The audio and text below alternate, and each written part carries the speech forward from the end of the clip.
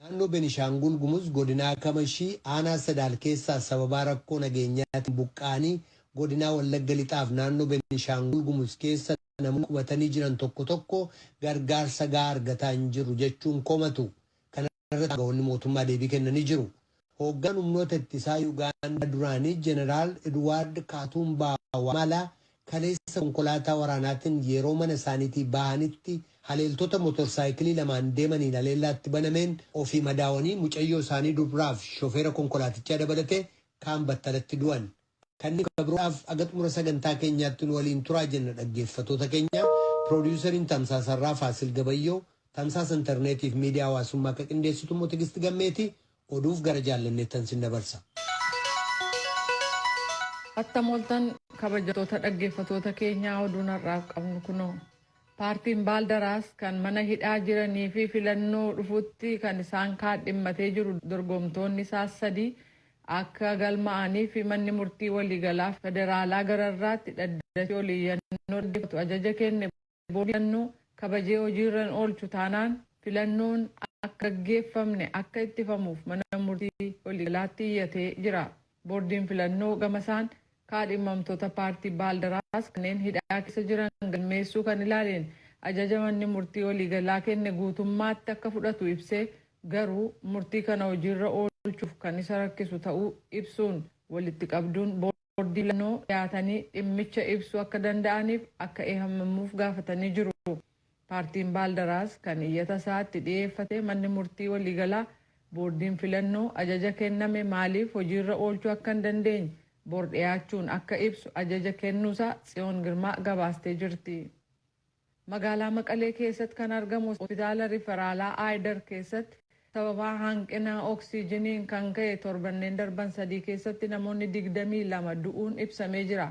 Hospitaalli kun akka jedhutti sababa hanqina oksiijiniin kan ka'e hojiin silaa gaggeeffaman danqamanii jiru. Medical Director hospitaala riferaalaa Aayidar Dr. Kibroom Gabrasillaas hanqina mudatee kan hojjetamaa akka jiru dubbatan jechuudhaan oduu gabaasaan VOA Mulugeetaa Asbahaa Maqaleerraa gabaasee jira. Ugaandaa keessatti hidhattoonni eenyummaan isaanii hin beekamne kibxata har'aa yaalii ajjeechaa gaggeessaniin ministeera geejjibaa ka duraan qondaala humnootii waraanaa turan Jeneraal Edwaard Wamala irratti haleellaa geessisuu isaanii dubbii himaan waraana Ugaandaa beeksisanii jiru. Jeneraalli kun konkolaataa waraanaan intala isaanii waliin deemaa turan. Waraanni biyyattii akka jedhutti jeneraaltichi kan madaa'an yoo ta'u intalli isaanii fi shofeeriin immoo ajjeefamaniiru. Gabaasa Haalimaa Aatmanii namoo dhiyeessa. Hooggantoota ittisaa Ugaandaa duraanii Jeneraal Kaatumba Wamala konkolaataa Laand Kruuzii waraanaatiin yeroo mana isaaniitii bahanitti haleellota doddoqqee yookaan mootor baayiskilii lamaan deemaniin haleelaman akka aangawoonni jedhanitti. Dubbi himaan humna waraanaa biyyattii Birgaader Filaaviyaa Keekwaasoo akkana jechuun wanna ta'e ibsan.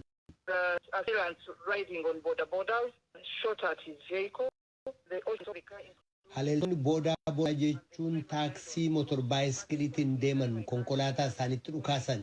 Mucayyoo isaaniif konkolaachisaa dabalatee namoonni keessa turan walumatti du'an. Yoo kanatti yaalii ajjeechaa jedhee sitti himuu hin danda'u.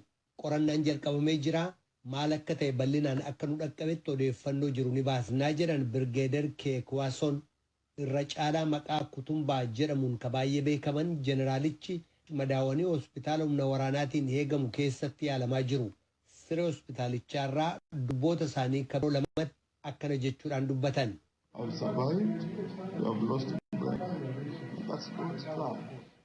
Ooleen jira. Birendaa dhabnee jirra. Inni egaa karoora waaqayyooti. Isheen addunyaa kana waan goote homtuu hin jiru. Garuu namoonni hamoon kana godhan. Waaqayyo carraa lammataa naaf kennee jira. Inuman keessa dabraan yaadda'ina. Madaa hamaan qabu kan madaa irree kooti. Harka dooktorootaa hin jira. Dooktoroonni waan danda'ame hunda godhaa jiru jedhan Kutumbaan. Yugaandaa keessatti haleellaan akkasii bara 2015 irraa jalqabee agarraatti kunsi'a 37ffaa geggeessamuu isaati. Jeneraal Kutumbaan bara 2013 irraa jalqabanii hanga bara 2017tti hoogganaa humnoota ittisaa turan. Bara 2001 immoo inspektara jeneraalaa yookaan qorataa muummichaa poolisii ta'anii turan. amma ministeera hojiif geejjibaa ta'uun yeroo hojii isaanii xumurataa jiran. Dhaggeeffataa jirtan raadiyoo sagalee Ameerikaa sagantaa afaan Oromooti. Gareen paartiilee siyaasaa Israa'el kanneen yaada adda addaa qaban kan yeroo dheeraaf aangoorra turan muummicha ministeeraa biyyattii Benjaamin Netanyaahu aangoorraa kaasuuf mootummaa wal ta'uun ijaaramu dhaabuuf waliigaluuf jecha roobii har'aa guyyaa guutuu wal ga'anii jiran. Yaaliin kun paartii Yesh At jedhamuuf hoogganaa ta'an Yaa'ir Laapidiin kan hoogganamu ta'uun ibsamee jira. Pireezidaanti Riiwuven Riiviliitu Laapid paartiilee wal ta'an akka walitti fidan carraa kenneef. Kunis nama maree biyyattii keessatti barcuma 120 keessaa harka caalaa qabachuuf yoo ta'u, kunis Netanyaahuun baatee eebila darbe kana gochuu dhaban dilbata darbe paartiin cichitootaa akka ta'e Yaaminaa jedhamuu fi kan paarticha hoogganan Naaftaalii Banat gamtaa kanatti akka dabalamuu malan ega beeksisan booda Laapid haamileen isaanii jabaatee jedhameera.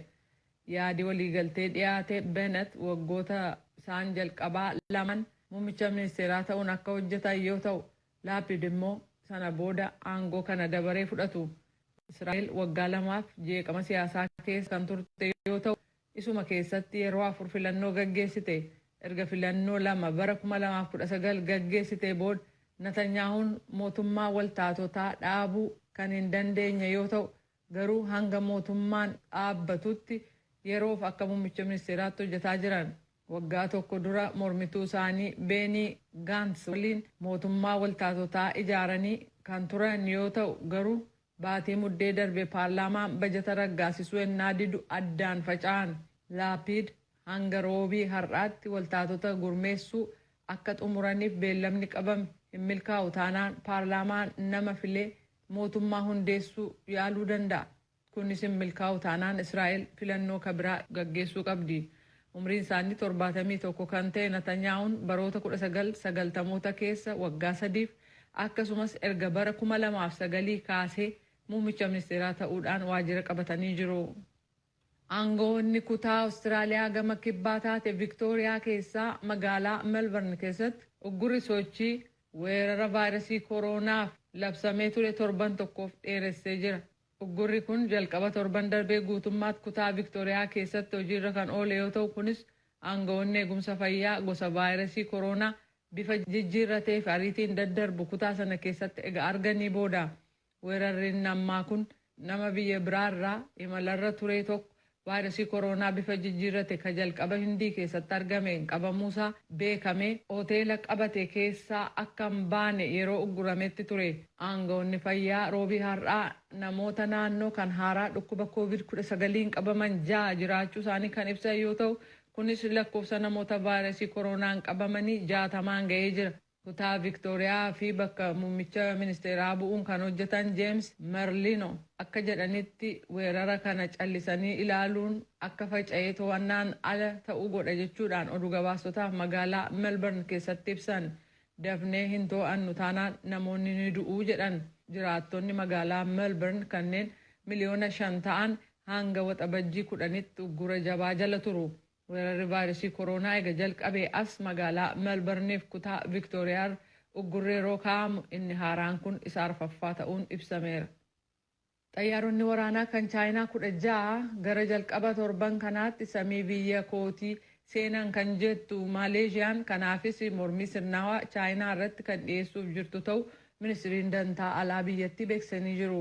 Handaara galaanaa Saarawaak kan odola Boreenoo irraa kiiloomeetira 111 fagaatuuf Chaayinaa kibba keessa jirtu sana samii irratti raadaariin kan arge xayyaaronni waraanaa Chaayinaa humni qilleensaa kan Maaleeshiyaa jeettii waraanaa kan ofii kaasuudhaan akka isaan gidduu seenan godhee jira. Kun ta'uun jedha ministiriin dantaa alaa Maaleeshiyaa abbaa biyyummaa biyyattii akkasumas balalii gaggeeffamuu irratti sodaa uumeera. Ejjennaa Maaleeshiyaa qabdu ifa yoo ta'u, kunis biyya kamiyyuu waliin hariiroo dippiloomaasii kan hiriyyummaa qabaachuu jechuun abbaa biyyummaa keenya cabsuu miti jedhan ministiriin dantaa alaa Maaleeshiyaa Hishaamuddin Hussein ibsa baasaniin.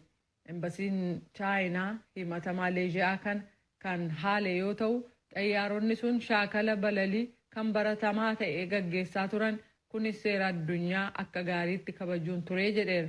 Chaayinaan guutummaa galaana Chaayinaa kibbaa irratti mirga abbaa biyyummaa qaba jechuun falmuun ishee ni yaadatama. Iraan doonii waraanaa qabdu guddicha kan humna galaanaa eega biddi qabatee booda galoo galaana Osmaan keessatti dhidhimuusaa sabaa himaan mootummaa kan biyyattii gabaasanii jiru. Gabaasni bahe akka jedhutti dooniin Kaharg jedhamu gargaarsaaf jecha gara qarqara buufata doonii Jaask jedhamu deemte hojjetoonni doonii dhidhimtee keessa turan hundi nagaan ba'anii jiran. Dooniin Kaharg jedhamtu kun dooniiwwan lakkoofsaan xiqqaa ta'an kan Iraan qabdu kan galaana irratti gargaartu ta'uun ibsamee jira. Ibiddi kun attamitti doonii sana akka qabate wanni dubbatame hin jiru. Bara darbee dooniin humna galaanaa Iraan shaakala Jaask cinatti gaggeeffame irratti dogoggoraan doonii biraa misaa'ilaan haleeleen miseensonni humna galaanaa 19 ajjeefamanii kanneen 15 ta'an immoo madaa'uun ni yaadatama. Bara 2018 dooniin Iraan galaana Kaasliyaan keessatti ededa galaanni cabsee akka hin baaneef ijaarame rukutuun miseensota humna galaanaa 2 ajjeefamanii turan. Oduun ammaaf qabnu kanuma. Kadhagaa jirtan as Waashingtan DC irraa kan dabru raadiyoo sagalee Ameerikaa sagantaa afaan Oromooti. Naannoo Benishaangul Gumuz godinaa Kamashii aanaa Sadaal keessaa namoonni sababaa rakkoo nageenyaatiin buqqa'anii godinaa Wallagga Lixaaf naannoo Benishaangul Gumuz keessa qubatanii jiran tokko tokko gargaarsi gahaa ta'e nuuf kennamaa hin jiru jechuun komatan.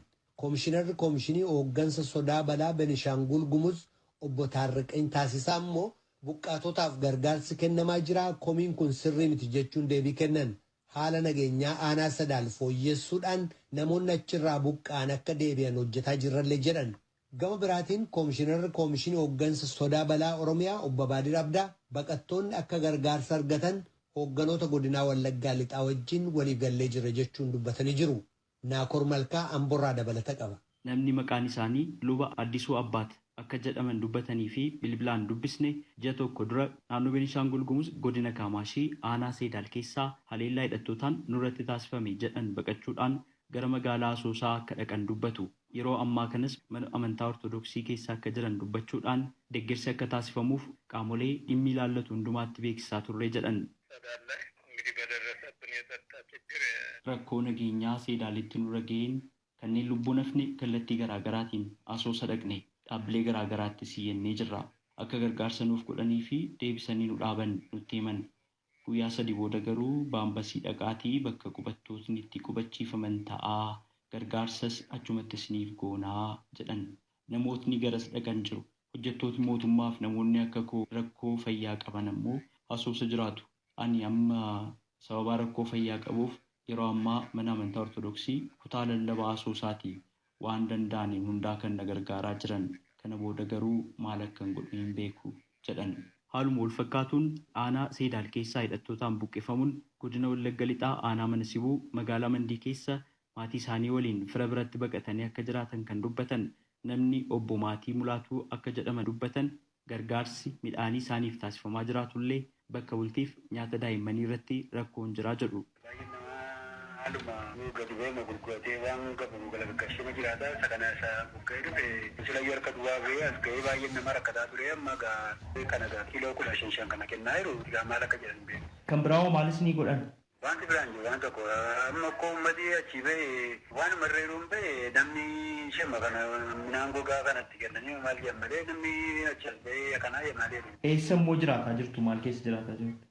Tingeenyatti jiraatu silma tingeenyatti nama watti goree maal jedhee jiraata warri mana kiraa fudhachuu danda'an mana kiraa fudhatanii jiru. Baay'inni buqqee lagaa iddoo garaagaraatti buqqee jira. Asuusaa irratti jiru, baambasii irratti jiru, asirratti jiru. Iddoo sadanuu jiru waan ta'eef amma achirra jirus amma baambasii irra jirus hin beeku. Maal namni tokko marga dhalateefi kan inni ittiin jiraatu nyaachuu fi saamuna irratti bitachuu fi warri ijoollee bisimmoo qabanii waanuma aannanii bituu fi kan harma oodhan amma giddamma aannan bukkeetti hin barbaadu nyaata garaagaraa bukkeetti hin barbaadu akka falleessa ta'e gaddaatti waan ijoollee barbaadu namni dhiyeessuu danda'u jiru yoo danda'e namni amma biddeenuma nyaatee jiraachuu duwwaa malee akka falleessa ta'e gaddaatti amma durbootiin garaagaraa warra iddoo irra jiranitti yemmuu amma kaleessa magaalaa Asuusaatti amma malkataa bashachaa turre amma federaalaatti iyyata garaagaraa jechaa turre namni kanaa jedhee achi as ba'e uummata kanaa ta'usiise sharaa kennanii sharaan kamillee lafuma buufatee akka rakkoo kennuu fi wayyaa marra jiruun bahe namni nama wayyaa fayyadamu jiru wayyaa marra jiruun bahe sana namni kana jedhee deebiidhaan deebisan.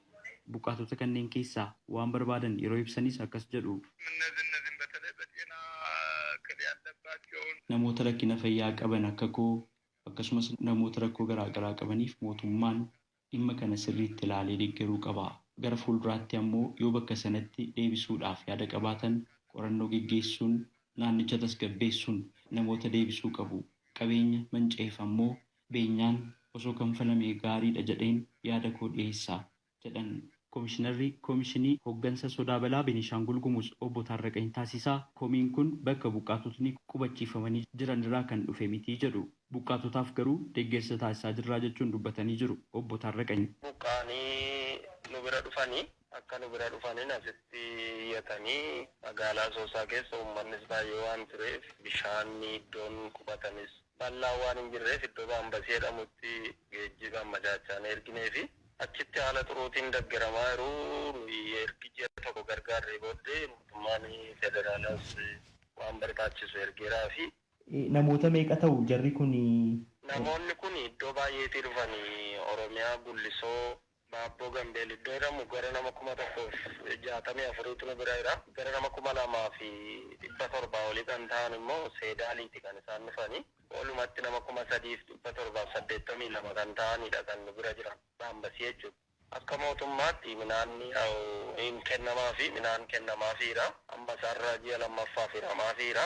Akka inni jiruuttis UNHCR fi Action for Need kan jedhamu isaan wajjin wal gargaarree waan akka nyaata kan hin taane jechuudha. NFI jennanui isa kana distribuut gooneerraa fi warra akka Qayi Masqalii warri biraas achuma dhaqanii gargaaraa jiru. Qorichas xeenaa biiroon kan Killilii fi waradaan walii galee tolaan kan isaanii akkamamaa jiranii. Dunkaan hojjetameeraa fi achitti gargaarsi uummanni naannaa sanaa bichaan gara 2 kan isaanii gargaarsa gurguddaa godhaniif ayyaanota waggaa laalchisanii qotiyoo bitanii kennuufiitiin. Kanaaf uummanni achi jiran nu galateeffachaa jiru, mootummaa galateeffachaa jiru, uummata galateeffachaa jiru.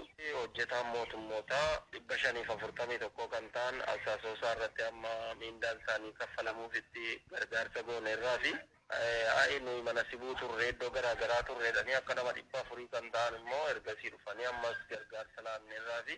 Aanaa Seedaal keessaa kanneen buqqifaman dabalatee namoota 300 caalanii fi gargaarsi isaan barbaachisuuf gargaarsa gochaa jirraa kan jedhan Komishinarichi godina Kaamaashii aanaa Baloo Jagamfoof kanneen biroo irraa kanneen buqqa'aniifis mootummaa federaalaa fi qaamolee dhimmi ilaallatu kanneen biroo wajjin ta'uudhaan gargaarsa gochaafii jirraa jedhan. Gama biraatiin Komishinarri Komishinii Hooggansa Sodaa Balaa Oromiyaa Abaadir Abdaa komii buqqaatotni kaasan ilaalchisee akkas jechuun deebisanii jiru. Buqqaanii gara keenyatti dhufanii sababa dhufanii haala isaanii itti qubachuu danda'an kaampiin isaanii godhamee iddoon keenya addaa isaanii godhamee isaan qubatan jiru. Yaa uummatuma keessa qubatan.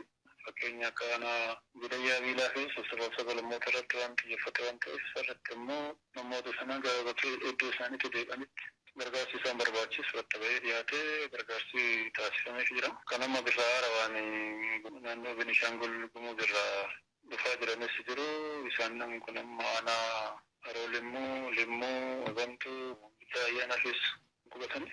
Isaan kanaafis waan jiru adda baasaatii gaafiin akka dhiyaatu.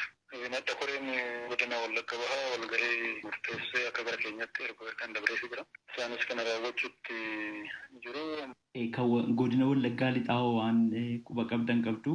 Naannoo Beenishaangul Gumuz kan warra Wallagga Bahaa dhiyaatu qofa osoo hin taane kan warra Wallagga lixaatis ittiin sababa sababii naannoo san keessatti socho'aa turaniin walitti bu'iitii gosaa fi gosa gidduutti taasifameen uummanni naannoo sanaa buqqa'ee gara keenyatti deebi'ee jira. Isaan kanaafis midhaan akka konvenshisiitti godina irra jirus isaaniifis akka kennan godhameera. Ammas bifa haarawaan namoonni iddoo tokko qubatanii gargaarsa isaan hin barbaachise jedhamee yaadame akkuma Wallagga Bahaa san kan Wallagga lixaatis sagaafiin akka dhiyaatu godhameera. Warra godinaa waliin dubbannee ammaaf waan harkaa qaban isaan akka isaaniif laachuu danda'an. Kan isaanii ol ta'e ammoo gaafiin akka dhiyaatu waliigalleetti kan deemamaa jiru. Hooggantootni naannolee lamaanii haala ittiin buqqaatota gara qe'ee isaaniitti deebisanii fi deebisanii dhaabuu irratti hojjetaa jirraa jedhan. Baatii tokko dura qaamolee mootummaan hidhattoota sosochii bilisummaa uummata Beenishaangul mootummaan beenan jedhanii of waamu jedhuun aanaa Seedaal keessatti namootni meeshaa waraanaa hin hidhatin hedduun yommuu ajjeefaman humnoota nageenya eegumsaa mootummaa fi qabeenyarras miidhaan ga'uu gabaafamee ture. Lammiileen hedduus aanaa kana keessaa buqqifamuun isaanii gabaafamee jira. Gabaasa Raadiyoo Sagalee Ameerikaaf Naakoor Malkaa Amboorraa.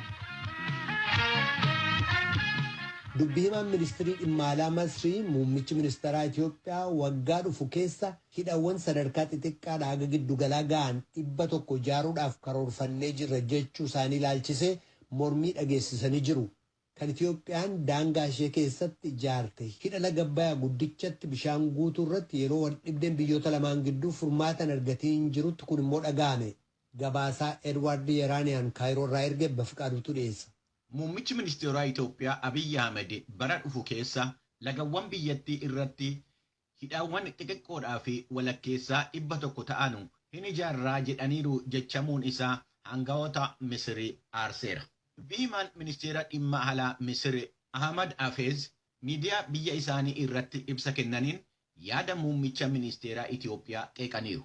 Akka Hafeez jedhanitti ittuu dhimmi hidhii laga Abbayyaa Misrii fi Sudaaniin tuttuqaa jiru. Karoorri inni ammaa mallattoo yaada Itoophiyaa naga dhabeessaadha. Itoophiyaan karoorri akkanaa badiinsa uumuu isaatiin duratti ollaattan ishee wajjiniin walqindeessuu qabdii jedhane Ahmad Hafeez.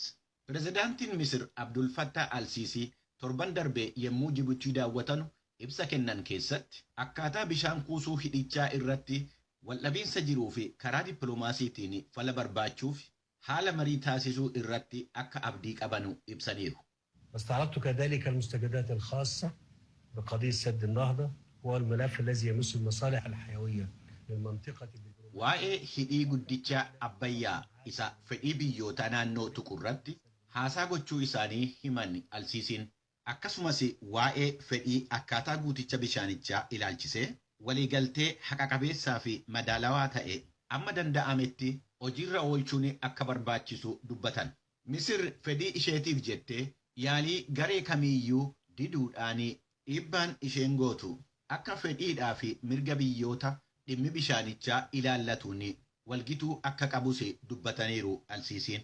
Beekaan siyaasa hawaasaa Misiri Saayid Saadiq jedhamanu akka VOA'tti manitti dubbiin Itoophiyaan adoolessa dhufu keessa marsaa lammaffaadhaa fi bishaan guutuuf deemtu uummata Misiri aarii keessa galcheeraa jedhu. Public opinion is very angry and is pushing the government to react to the provocation. Aariin guddaan yaada uummataa keessa jiru haasaa namoottan siyaasaa fi miidiyaan Itoophiyaa sabaa fi mootummaa Misir tuttuqurratti mootummaan deebii kennuu qabaa kan jedhudha jedhane Saayid Saadiq. Mormitoonni mootummaa Misir warri biyya alaa jiran akkaataan mootummaan rakkinicha qabaa jiru sirrii miti jechuudhaan mormiidhaa fi waamicha gochaa akka jiran caqasu Saayid Saadiq.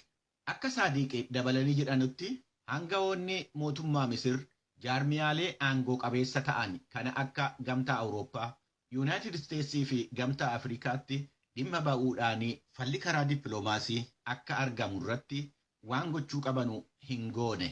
Yuunivarsiitii dhimma ittisa biyyoolessaa Yuunaayitid Isteetsi Waashingtan DC keessatti argamu keessatti Piroofeesara kan ta'an Paawul Suleevaan immoo akka VOA'tti manitti ijaarsi hidha laga Abbayyaa mataansaa aarii uumaa jira. Hidhiiwwan biraa 100 ijaaruu jechuun immoo kaka'umsa guddaa uumuudhaan lola kaasuu malaa jedhaniiru. Itti fufuudhaanis Misir deebii kennuu qabdi.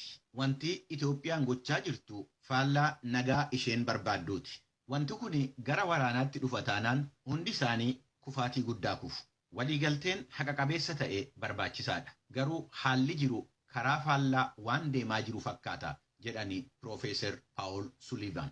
Waraanni biyya Misiri lolaaf qophaa'aa ta'uu isaa mirkaneessuudhaaf dhiyeenya kana Sudaaniin dabalatee biyyoottan ollaa wajjiniin shaakala waraanaa taasisaa ture. Dhimma kana ilaalchisee kallattiidhaan mootummaa Itoophiyaa irraa yookiin waajjira muummicha ministeeraa irraa deebiin kenname amma ammaatti hin jiru. Haa ta'u malee dubbi himaan ministeera dhimma alaa Itoophiyaa Ambaasaadar Diinaa Muftii haala yeroo irratti ibsa gaazexeessootaaf kennan irratti gaaffiin kun ka'ee akka deebii kennanii maddi oduu faanaa biroodkaastingii gabaaseera. Haasaa muummichi ministeeraa ijaarsa hidhaawwan 100 ilaalchisee godhaniin wal qabatee gaazexeessootarraa gaaffii dhiyaateef deebii ambaasaadder Diinaa Muftii kennanii caqasuudhaan akka gabaasni faanaa biroodkaasting jedhetti amma dantaa biyya biraa hin tuqnetti Itoophiyaan lagaawwan ta'e irratti waan barbaadde ijaaruudhaaf mirga qabdi jedhaniiru. Kun raadiyoo sagalee Ameerikaa sagantaa afaan Oromooti.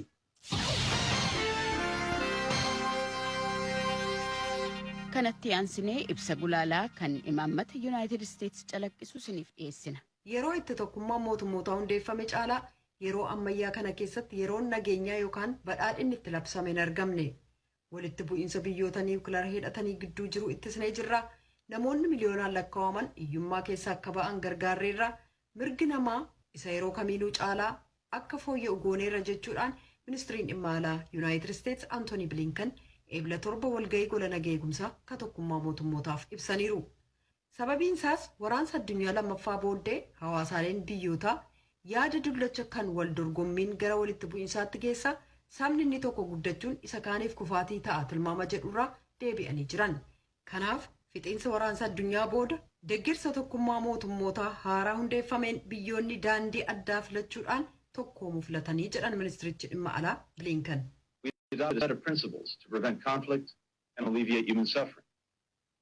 Qajeelfamoota walitti bu'iinsa ittisuu fi dararaa dhala namaa gad xiqqeessuu, mirgawwan namaaf beekannaa kennuuf kabajuu, nama mara fayyadamaa gochuu irratti fuuleffate gad dhaabuudhaaf walitti fufee mariin akka geggeessamu jajjabeessan qopheessine. Garuu milkaa'inni argameen beekamneef cimaa ta'e jiraatus dabalaa ka dhufe miira sabummaa, hacuuccaa, walitti bu'iinsa biyyoota gidduu, haleellaaleen ajaja qajeelfamaa jiruun ala belbeluun hammaataa adeeme. Rakkoo addunyaa gara fuula duraa jiru furuu yoo barbaanne walta'iinsi hunda hirmaachise qofti mala tokkicha miti dirqiitti barbaachisaadha jedhan ministirichi Bilinkan. The COVID-19 pandemic has changed life as we know it across the planet. With millions of deaths, weerarri COVID-19 jireenya addunyaa kanaa jijjiire. Miliyoonaan kanneen lakkaa'aman dhumanii dinagdee, fayyummaa, barnootaaf guddina dinagdee irratti dhiibbaa hamaa dhaqqabsiisee jira. Jijjiiramni qilleensaa yaaddoo hamaa akka biraadha. Yoo gaazii summaa qilleensarra gadhiisamu hin xiqqeessinu ta'e daafoonsa hamaa ta'uuf jira. Walta'iinsi rakkoo addunyaa guddichaa hiikuuf ammayyuu mala keenya sagaariidha jedhan. Rakkoolee walxaxaa akkasii furuuf sirna hunda hirmaachise kan nuti hundeessineef carraan biyyoota naannoo addunyaa walhidhee waan jiruuf akkasumas biyyi tokkittiin qofaa hagam cimaayyuu yoo ta'e rakkoo addunyaa kanaa furuuf waan hin dandeenyeefi jedhan Bilinkan.